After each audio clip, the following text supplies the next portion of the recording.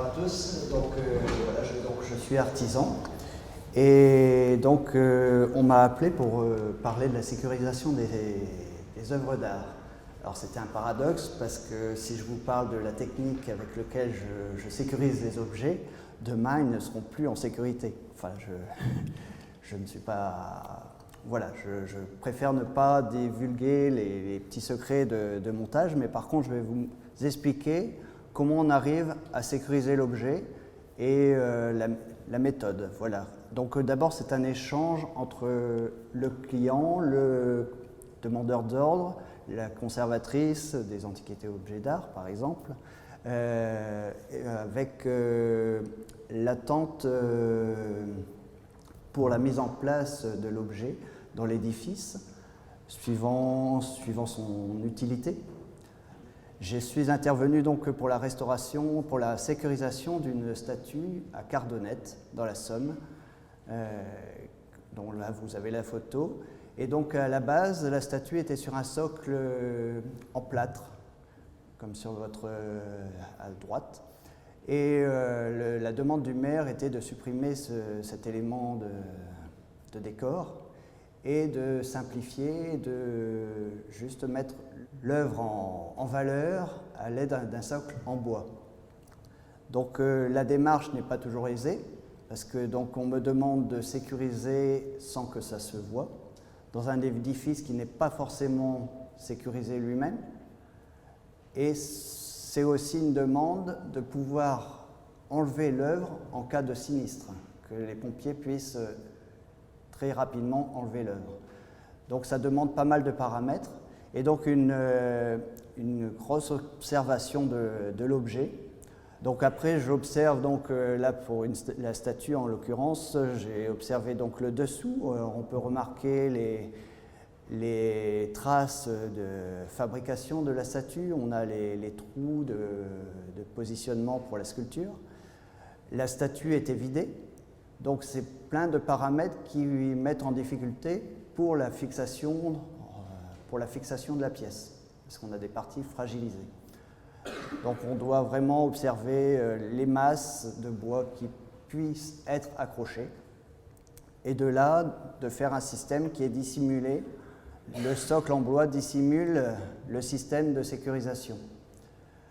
Alors ce n'est pas infaillible, il n'y a pas de secret d'atelier, c'est une réflexion de X années, après des demandes, d'observations, et chaque pièce est unique. Je ne peux pas vous dire que chaque pièce va être soclée de la même manière.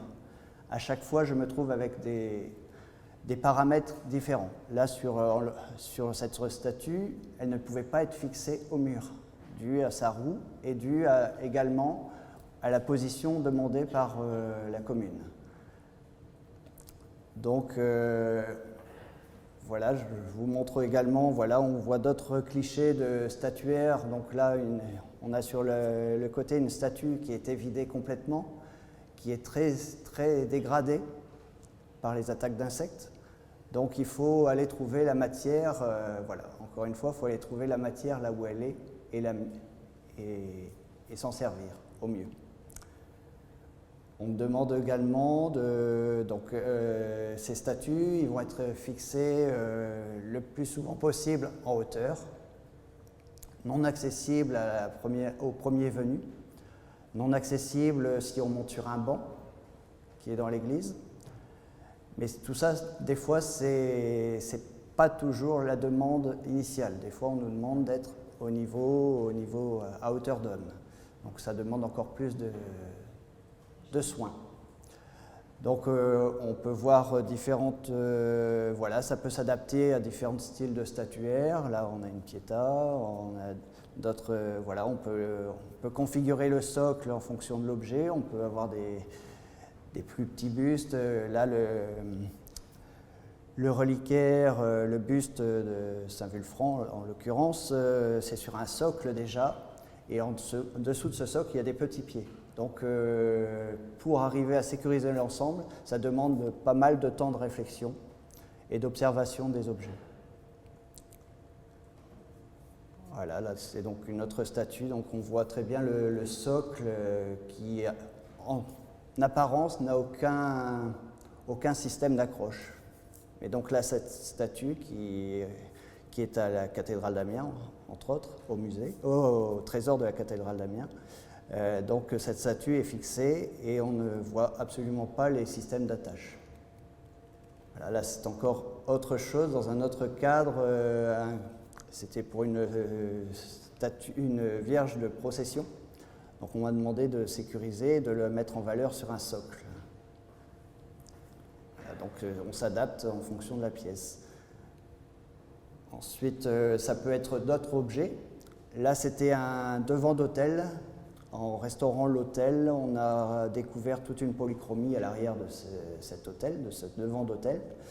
Et donc on a décidé, il a été décidé de mettre en valeur ce panneau sur un mur. Et donc il m'a fallu trouver le moyen de sécuriser avec une vitre anti-effraction, anti-reflet, pour une bonne lisibilité de la pièce. Donc, et là, dernièrement, c'est encore d'autres sécurisations. Par rapport au sinistre de la cathédrale de Paris, il a été demandé dans les autres édifices de prévoir un système de décrochage très rapide des œuvres. Et donc il m'a été demandé de réfléchir, d'intervenir pour faire en sorte de pouvoir descendre les œuvres dans un temps record à l'aide de matériel, de pompiers et autres. Voilà un peu l'étendue de la sécurisation, mais la sécurisation ne va de pair avec la préservation. Quand je socle une statue sur un mur, je m'arrange toujours pour que cette statue ne touche pas le mur, pour éviter d'avoir des arrivées d'humidité dans cette statue et de la préserver. Donc tout ça, c'est beaucoup d'observation et d'écoute et d'échange avec les conservateurs différents. Voilà. Je suis à votre disposition pour toute question.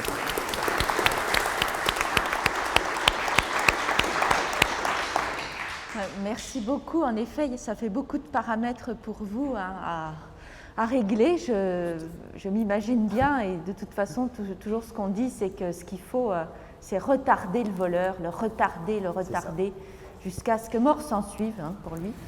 Voilà. Mais donc, je vous remercie beaucoup pour tout ce que vous faites déjà pour le patrimoine et puis pour toute cette ingéniosité. Et donc, on va terminer la soirée pour les témoignages avec monsieur Vincent Lefebvre. Et là, vous me permettrez de lire parce qu'il est président fondateur de l'association de sauvegarde du patrimoine de l'église de Saint-Victor de Chrétienville. Voilà, j'espère que je ne me suis pas trompée. C'est tout bon. Donc, bonsoir à tous.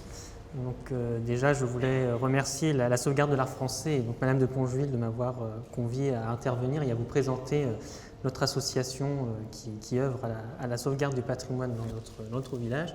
Alors, avant de vous parler de l'association, je vais vous parler un petit peu de Saint-Victor de Chrétienville, parce que j'imagine que peu d'entre vous, voire personne, ne connaissent cette toute petite commune qui se situe en Normandie, dans le département de l'Eure, sur le canton de Bernay, donc entre Bernay et Lisieux. Donc, je vous ai mis une petite carte un petit peu pour essayer de vous situer un peu. C'est une petite commune à la fois en surface et en nombre d'habitants, puisque nous sommes 460 Christo-Victoriens et Christo-Victoriennes du nom de notre gentillet sur ce village. Et donc, c'est une commune qui est essentiellement tournée, au point de vue des activités économiques, vers l'agriculture et vers l'artisanat. L'histoire a fait qu'autrefois, il y avait aussi une activité textile très importante, notamment grâce aux cultures de lin. Et aujourd'hui, c'est une commune essentiellement résidentielle, avec notamment, depuis quelques années, beaucoup de lotissements. Donc ça en fait une commune proche d'une ville-centre, et notamment de la gare qui permet de relier les grandes villes de Normandie et la région parisienne. Alors, le patrimoine à Saint-Victor, il est assez varié, comme dans pratiquement toutes les communes rurales quand on s'y intéresse et quand on regarde un peu plus précisément. Il est essentiellement rural, puisque comme je vous l'évoquais, c'est une petite commune en campagne, donc composée essentiellement de corps de ferme. Également civil, donc là ce sont notamment les habitations, il y en a encore quelques vestiges aussi de l'activité textile sur la commune. Un patrimoine qu'on pourrait dire communal mais qui rejoint aussi le patrimoine civil avec notamment les édifices publics qui sont la mairie, l'école, le presbytère. Il y a quelques éléments naturels qui sont encore préservés malgré les opérations de remembrement des terres agricoles dans les années 70. Quelques chemins creux sont encore présents sur la commune. Et on a quelques alignements d'arbres aussi anciens, datés vraisemblablement fin 18e ou début 19e, dans certaines propriétés. Et évidemment, le patrimoine qui est le plus visible, entre guillemets, le patrimoine religieux, avec forcément l'église du village, qui est au centre un peu de toutes les communes, les différents calvaires, et une particularité un petit peu normande, qui est donc là à la fois un patrimoine matériel et immatériel avec les confréries de charité. Donc là, j'en dis un mot très rapide. Ce sont des confréries qui ont été fondées au XIe siècle composées de laïcs qui avaient pour mission d'offrir des inhumations dignes aux défunts et également aussi d'assurer des actions d'entraide dans la population. Et ce qui en fait la particularité, c'est qu'aujourd'hui, ces confréries, elles perdurent, puisque la plus ancienne est datée de 1008 et ces confréries au XXIe siècle sont encore vivantes et elles ont tout un système à la fois d'objets mobiliers qui sont très importants et très codifiés, mais aussi également de gestes. Donc ça a été étudié dans les années 1980-1990 par plusieurs chercheurs et aujourd'hui ça en fait un élément un peu atypique de la région de Normandie. Alors l'église de Saint-Victor de Chrétienville, les parties les plus anciennes remontent au XIe siècle. On a très peu de documents sur l'histoire de cet édifice, puisque la première mention de la paroisse remonte au XIIIe siècle, en 1262, lors d'un acte de vente d'une terre à Saint-Victor, où il est précisé qu'il se trouve sur la commune de Saint-Victor de Chrétienville. Au XIe siècle, les parties les plus anciennes conservées concernent le mur nord de la nef et également du chœur. Et puis au XVe siècle a été construit 2 chapelles latérales, donc ce qui en donne aussi un plan de cette église en forme de croix latine, ce qui est assez peu répandu sur les environs de Bernay, dans les églises en milieu rural. Elles sont souvent de plan rectangulaire, donc un vaisseau unique. Et donc ça en fait un édifice aussi un petit peu atypique par son architecture. Autre chose un peu particulière, son clocher qui a été construit au XVIe siècle est l'un des derniers du département à avoir conservé sa couverture en ce qu'on appelle en essentage. Donc, ce sont des petites tuiles de châtaignier, alors que toutes les autres églises ont été remplacées par des ardoises au XIXe et XXe siècle par mesure d'économie et de facilité d'entretien. Elle a été inscrite aussi au monument historique le 23 mars 1993. C'est une démarche qui a été assez longue puisque des demandes avaient été faites déjà dans les années 70 pour inscrire l'édifice lors de projets de travaux de restauration. Donc c'est une demande qui a été motivée pour l'entretien de l'édifice et obtenir des aides financières de l'État. Elle conserve un mobilier aussi très intéressant malgré une vente révolutionnaire en 1795 où il est précisé, alors on n'a pas le détail, mais il est précisé que l'église se trouvait complètement vidée de son mobilier. Donc aujourd'hui, les objets qu'elle conserve, on suppose, puisque les archives ont disparu, les archives les plus anciennes concernant la fabrique remontent à 1935, ce qui est quand même très, très récent. On suppose que les objets qui ornent aujourd'hui l'église ont été rachetés ou donnés au cours du 19e et 20e siècle. Un des seuls éléments qu'on suppose d'origine hormis les vitraux, c'est ce que vous avez en photo, un épi de fêtage qu'on retrouve plutôt sur les manoirs ou les fermes, assez peu sur des édifices religieux. Donc c'est un épi de fêtage qui se trouve à la croisée du transept et de la nef et qui est daté du premier quart du XVIe siècle et qui est protégé au titre qui est classé au titre des monuments historiques depuis 1905. Parmi les objets, nous avons notamment des sculptures de haut relief en bois du XVIe siècle, donc l'un représentant la descente de la croix et l'autre la mise au tombeau, puis 3 verrières du XVIe siècle. Alors l'association que nous avons créée, la création a demandé du temps. La première phase, si on peut dire, ça a été en 2011 un inventaire des objets mobiliers, de l'ensemble des objets de l'église. Alors c'est un inventaire qui a été motivé, alors c'est un peu le hasard. Il se trouve qu'un soir, donc j'étais encore au lycée à ce moment-là, mes parents regardaient un reportage sur les vols dans les églises, justement, où on en parlait. Et ça a fait tilt, et je me suis dit, mais l'église de Saint-Victor, au final, on ne sait pas ce qu'il y a dedans. Hormis les inventaires des objets inscrits ou classés, le reste voilà, ne figure nulle part, il n'y a pas de liste, il n'y a pas de photos, il n'y a pas de description. Donc on s'est dit on va lancer un inventaire. Donc j'avais été aidé à l'époque par Maude Bouvin, qui était à l'époque adjointe au maire et qui est maintenant la trésorière de notre association. Et donc cet inventaire qui a duré à peu près 2 ans, puisque voilà, c'était fait pendant les vacances scolaires ou pendant les week-ends, on a répertorié 1042 objets, allant du tableau jusqu'à la chasuble, au tabouret de chantre. On a vraiment inventorié tous les objets qui faisaient justement la richesse de cette église. Puis on a commencé à parler un petit peu de créer une association, parce qu'on on constatait que l'église était assez mal entretenue. Il y a des désordres qui sont encore présents dans certaines parties de l'église. Et avant de créer l'association, on s'est dit on va essayer de participer aux Journées du patrimoine. Donc en 2015, avant même la création de l'association, on a ouvert l'église pour les Journées du patrimoine. Alors ça a été fait un peu, on ne va pas dire au dernier moment, mais avec les moyens du bord, puisque nous avons fait des petits mots dans les boîtes à lettres, un entrefilé dans le journal local, et ça a été tout. Et sur 2 après-midi, on a eu 70 visiteurs. Donc on était très, très contents de ce bilan. Et on voyait que les gens étaient intéressés, puisque voilà, l'église est fermée à la visite, puisqu'il y avait eu des vols dans les années 80, des vols de troncs essentiellement, et que voilà, les cérémonies religieuses se faisaient de plus en plus rares.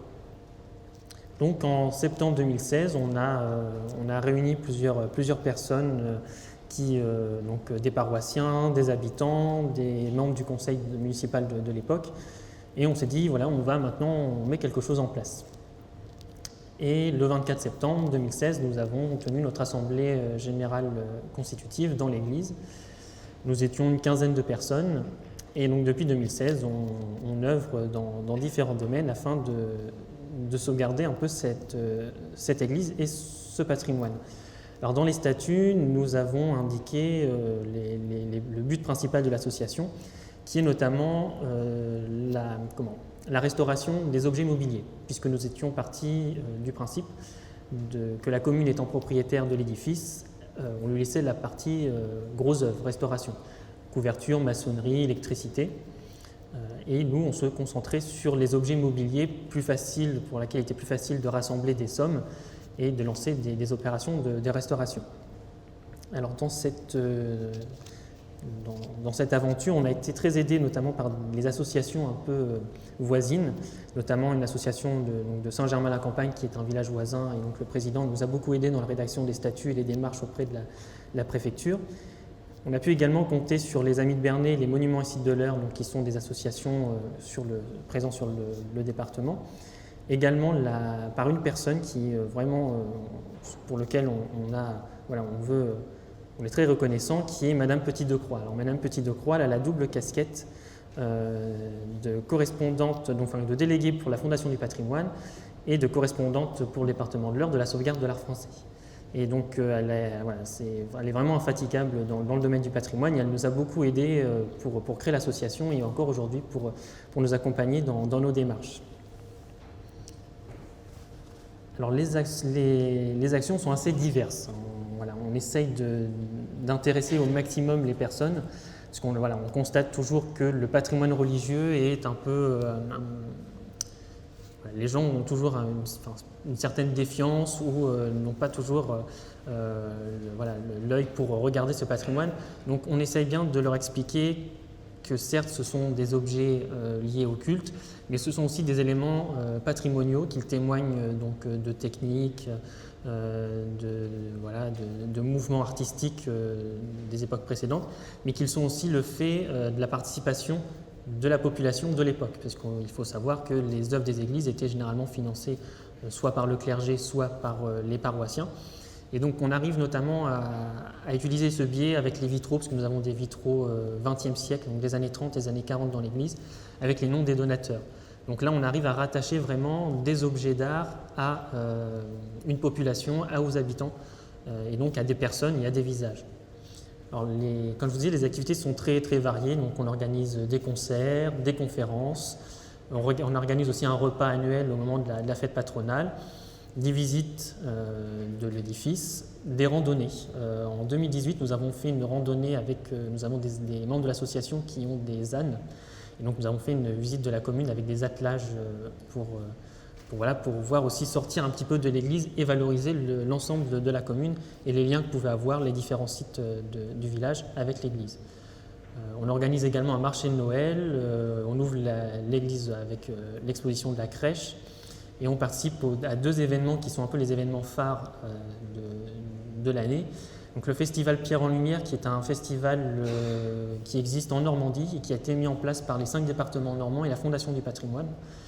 Donc le temps d'une soirée au mois de mai, sur la même soirée que la nuit des musées, on met en valeur le patrimoine de façon différente, notamment la nuit en l'éclairant. En l'éclairant par la lumière, mais aussi en l'éclairant symboliquement, en le mettant en valeur. Et évidemment, les Journées du patrimoine qui sont le gros événement de l'année. Et là, les Journées du patrimoine, donc on a vu une bonne expérience en 2015. On s'est dit, les visiteurs qui vont avoir vu l'église en 2015, si on veut qu'ils reviennent l'année prochaine, il faut les attirer. Parce qu'on est parti du constat que d'un an à l'autre, l'église ne va pas changer. S'ils reviennent, ils vont voir plus ou moins la même chose. Donc on a mis en place un système d'exposition, une exposition différente tous les ans, sur des thèmes concernant l'histoire du village. Alors c'est des thèmes très variés, on essaye de se caler sur le thème national, mais il faut avouer que c'est assez difficile dans un édifice religieux. On a fait une année une exposition sur les mariages, comment on se mariait autrefois. Donc on nous a prêté des vieilles photos de mariage, même aussi des robes de mariée, pour montrer aux gens comment la population se mariait, notamment au 19e et 20e siècle. On a fait une exposition sur l'histoire de l'agriculture également, donc on a fait le tour des fermes du village pour trouver des objets qui racontaient l'histoire aussi agricole de la commune. Et on a fait aussi une exposition sur le village dans la guerre de 1914-1918. Donc voilà, avec des choses très variées, qui demandent beaucoup de travail, beaucoup de préparation, mais qui permettent, aujourd'hui, cette année, on était à plus de 150 visiteurs sur le week-end. Donc on gagne un petit peu comme ça, et donc les gens reviennent d'une année sur l'autre à Saint-Victor. Alors les liens avec l'association, avec la sauvegarde de l'art français, ça a été un peu une surprise. Alors on connaissait évidemment la Fondation de la sauvegarde de l'art français grâce à Madame Petit-Decroix et également l'opération le plus grand musée de France.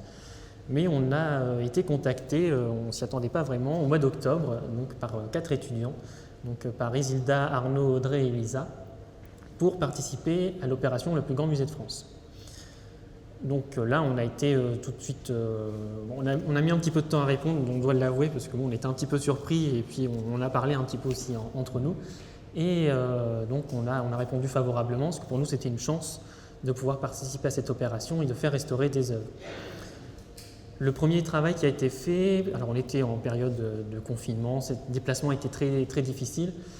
La première chose qui a été faite, c'est de s'arrêter sur des objets. Donc on a envoyé au groupe la liste des objets qui pourraient faire l'objet d'une restauration dans l'église. Donc il y avait de la statuaire. Les vitraux, c'était assez compliqué parce que pour restaurer les vitraux, il fallait aussi restaurer la maçonnerie qui sont autour. Donc on a écarté assez rapidement les vitraux et des tableaux. Et parmi les tableaux, il y a deux tableaux qui sont sur les autels latéraux de l'église et sur lequel le groupe des étudiants s'est arrêté pour la restauration. Ensuite, on a mis en marche un peu la machine des devis. Donc il a fallu, après l'accord de la commune pour participer à cette opération, faire évaluer la restauration des tableaux. Donc pendant les vacances de Noël, on a tous ensemble, donc l'association et les étudiants, appelé, envoyé des mails pour trouver des restaurateurs. Donc nous, on avait l'habitude de travailler avec l'atelier BIS, donc Madame Le Tourneur, qui avait déjà restauré un tableau, donc le martyr de Saint-Sébastien, que vous aviez en photo tout à l'heure et auquel je n'ai pas pensé vous dire 2-3 mots. Elle était venue au mois de septembre faire des devis pour 2 autres tableaux et on l'a fait revenir pendant les vacances de Noël pour qu'elle étudie un peu les tableaux des hôtels latéraux qui avaient été retenus pour l'opération. On a contacté d'autres restaurateurs, certains n'ont pas répondu, d'autres ne sont pas venus, donc bon, ça a été un petit peu compliqué, mais on s'en est sorti. Et en janvier 2021, donc en début d'année, nous sommes tous retrouvés à Saint-Victor.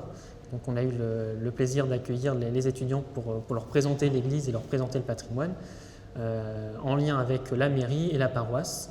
Donc ça a été une journée très, très intéressante. On avait aussi convié des habitants du village pour qu'ils viennent un peu témoigner de leur attachement à l'église.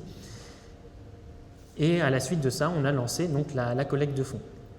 Donc là, les étudiants ont fait aussi un très gros travail au niveau de la collecte de fonds, avec la rédaction des documents, donc du bulletin de souscription, de la convention à signer entre la commune et la sauvegarde, le communiqué de presse, et donc on a également réalisé un flyer, ce qu'on a distribué dans les boîtes à lettres de Saint-Victor avec un bulletin de don pour présenter le projet et pour essayer de récolter des fonds sur la commune.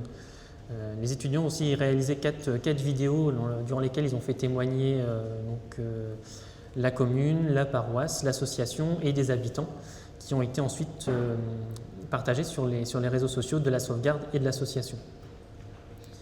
Et puis le 15 mai 2021, on a eu une grande présentation publique auquel on a invité vraiment très largement les habitants, tous les partenaires de ce projet à voir les tableaux et durant laquelle Isilda, Audrey, Arnaud et Elisa ont présenté les œuvres. Madame Le Tourneur, la restauratrice, a présenté la restauration, ce qui était prévu pour sauver ces œuvres. La commune est également intervenue, c'était le premier adjoint pour rappeler le rôle essentiel de la sauvegarde du patrimoine, et l'association également, nous avons présenté nos actions. Et en juin 2021, donc on a eu la grande chance d'avoir la somme réunie pour la restauration. Et donc aujourd'hui, les dossiers sont en cours d'étude auprès du département et de la DRAC pour obtenir des aides financières pour compléter la restauration. Alors les tableaux, je vous en dis un mot très rapidement. Donc ce sont 2 tableaux qui représentent l'un l'adoration des bergers et le second la décollation de Saint-Jean-Baptiste. Ce sont des tableaux anonymes qui ont été anonymes et qui ne sont pas datés, qui sont donc enchâssés dans des hôtels néo-gothiques qui ont été réalisés dans les années 1830. Et il se trouve que ce sont des copies de deux grands artistes, puisque l'Adoration des bergers est une copie d'un tableau de Rubens, dont l'un des originaux se trouve au musée des Beaux-Arts de Rouen. Et la décollation de Saint-Jean-Baptiste est une copie de François Perrier, donc des peintres du XVIIe siècle. Alors on ne sait pas s'ils sont des copies du XVIIe ou des copies plus récentes. Et la restauration justement permettra d'affiner un petit peu cette datation et également de révéler des détails qu'aujourd'hui on ne voit pas, malgré une restauration dans les années 70. Ces tableaux ont déjà été restaurés dans les années 70, mais la restauration a mal vieilli, comme vous pouvez le voir sur les images. Notamment sur la décollation de Saint-Jean-Baptiste, on ne le voit pas, mais dans le fond, il y a une scène, et c'est le banquet, la scène du banquet. On voit donc tous les hôtes attablés sur le repas, enfin autour du repas, et qui aujourd'hui a pratiquement totalement disparu.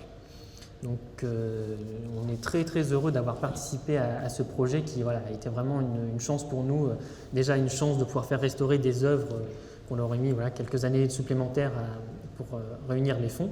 Et puis aussi une expérience très, très riche et très enrichissante d'échanges, de rencontres avec différents interlocuteurs, avec des étudiants, des restaurateurs et aussi avec les habitants. Ça, c'est le point vraiment essentiel. On ne fait pas ça seulement pour restaurer des œuvres, on le fait aussi pour partager. Et c'est le but essentiel de notre association, c'est d'ouvrir au maximum l'église, que les habitants, les visiteurs puissent se l'approprier et puissent vraiment y vivre des événements vraiment très, très riches et très variés. Donc c'est une expérience. Alors des fois on a un peu l'impression de se battre contre des moulins parce que c'est un peu compliqué, il faut des autorisations, il faut, voilà. Mais bon, ça, on a l'habitude. Il faut aussi des fois faire un peu face à certains mécontentements, voilà, à certains événements de dernière minute qu'on ne peut pas prévoir. Voilà, mais c'est très, très intéressant. Et on a une équipe qui est vraiment, vraiment très soudée. Et je tiens aussi à les remercier parce que des fois, je les fais un peu tourner en rond, les pauvres. Mais bon, comme je dis, si on fait tout ça, c'est aussi pour entretenir votre jeunesse. Donc voilà. Donc merci à tous et puis j'espère que ça vous aura aussi donné l'envie de participer bénévolement à la sauvegarde du patrimoine. Merci.